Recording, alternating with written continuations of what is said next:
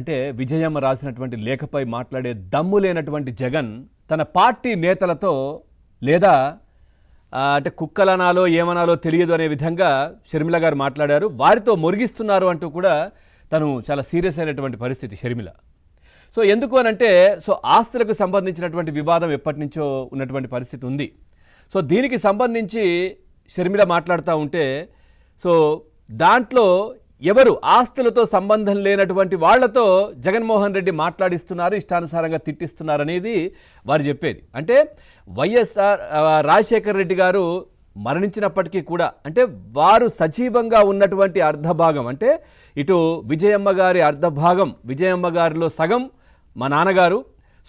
మా నాన్నగారు ఇటు సగభాగం ఇటు జీవించే ఉన్నది అయినా కానీ ఆమె చెప్పినా కానీ జగన్మోహన్ రెడ్డి గారు ఈ విధంగా ప్రవర్తిస్తున్నారు అనేది నిన్న షర్మిల గారు చెప్పినటువంటి పరిస్థితి. పూర్తిగా ఈ విధంగా ఇష్టానుసారంగా మాట్లాడిస్తూ ఆస్తులకు సంబంధించినటువంటి వివాదాన్ని రాజకీయం చేసే ప్రయత్నం చేస్తున్నారని తెలుస్తూ ఉంది. ఇక పూర్తిగా దీనికి సంబంధించి కూడా చాలా చర్చ విజయవాడలో నిన్న ఆమె మాట్లాడుతూ కూడా కొద్ది రోజుల క్రితం విశాఖలో తాను మాట్లాడుతూ సునీతపై అవినాష్ రెడ్డి చేసిన అసత్య ఆరోపణలను ఖండించారని, అదే పెద్ద నేరమైందని ఆమె చెప్తా ఉంది. ఎందుకంటే ఆ విధంగా ఖండిస్తే కార్నర్ చేసే పరిస్థితి జగన్మోహన్ రెడ్డి గారి దగ్గర, ఆ పార్టీకి సంబంధించిన నేతల దగ్గర ఉంటా ఉంది. గతంలో కూడా షర్మిల గారిని కట్టు బొట్టు గురించి, పుట్టుక గురించి ఇష్టానుసారంగా మాట్లాడినా ఎక్కడ జగన్మోహన్ రెడ్డి గారు ఇది తప్పు అని చెప్పే ప్రయత్నం చేయలే. అంటే ఆ శ్రేణులు, ఆయనకు సంబంధించిన సైకోలు, పార్టీలో ఉన్నటువంటి వాళ్ళు ఇష్టానుసారంగా ఒక మహిళను తిడతా ఉంటే, సొంత చెల్లి జగన్మోహన్ రెడ్డి గారికి వారిని తిడతా ఉంటే ఇది తప్పు అని కూడా చెప్పే ప్రయత్నం జగన్మోహన్ రెడ్డి గారు ఎప్పుడు చేయలేదు.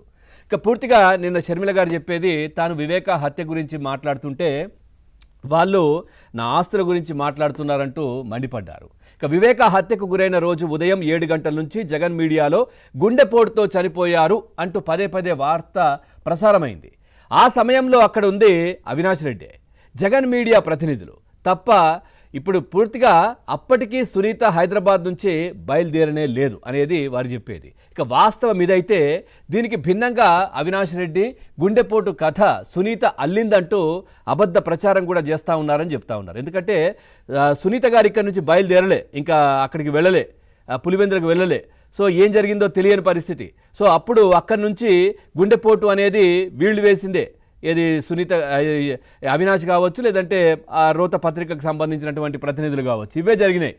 మరి ఎట్లా సునీత మీద నెడతారు అనేది షర్మిల గారు చెప్తున్నటువంటి పరిస్థితి. నిజం తెలిసిన వ్యక్తిగా నేను దానిపై మాట్లాడాను.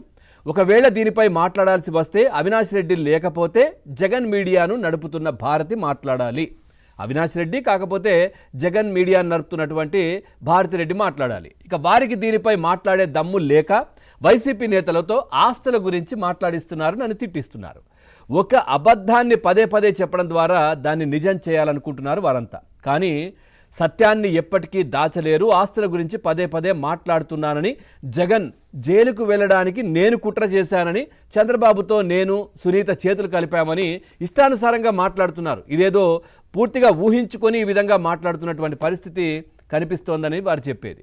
మనం చూడొచ్చు ఆస్తులకు సంబంధించి కూడా గతంలో ఆ పత్రికకు సంబంధించి ఆ ఛానల్లో రాజశేఖర రెడ్డి గారి బొమ్మ వేసుకునేవారు ముందు. దాని పేరు పైన రాజశేఖర రెడ్డి గారి బొమ్మ. అంటే సునీత గారు అప్పుడు చెప్పారు, షర్మిల గారు చెప్పారు, ఈ పత్రికలో దీంట్లో ఛానల్లో కూడా నా వాటా ఉందని చెప్పారు. అప్పటి నుంచి ఆ ఫోటో తీసేశారు. రాజశేఖర రెడ్డి గారి ఫోటో తీసేసి అది నడుపుతున్నటువంటి పరిస్థితి. ఈ లేనిపోని ఎందుకు వచ్చింది, మరి మా నాన్న ఫోటో పెడితే మా చెల్లె ఇది కూడా నాదే అంటోంది అని చెప్పి అనుకున్నారా ఏంటో తెలియదు. అప్పటి నుంచి ఆ ఫోటో తీసేసినటువంటి పరిస్థితి. ఇట్లా నిజంగా ఒక తల్లికి చెల్లికి న్యాయం చేయనటువంటి వ్యక్తి ఇక రాజకీయాలకు ఎందుకు, ప్రజా సమస్యల గురించి కావచ్చు, ప్రజల బాగోగులు ఎట్లా చూస్తారు అనేది రాష్ట్ర ప్రజలు మాట్లాడుకుంటున్నారు.